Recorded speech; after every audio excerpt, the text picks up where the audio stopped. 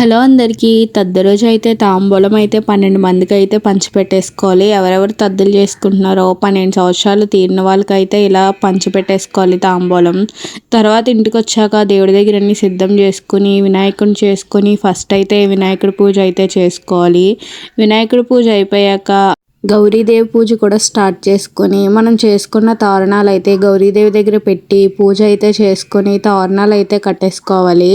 లాస్ట్లో అయితే అంతా అయిపోయాక హారతి ఇచ్చుకోవడమే అయిపోయిందండి పూజ. పూజ అయిపోయాకనైతే మనం ఇంకా ఎవరికైతే తాంబూలాలు ఇవ్వలేదో అవైతే పాల్లో గైరమ్మ నీళ్ళలో గైరమ్మ అంటూ అయితే కలిపేసుకోవాలి.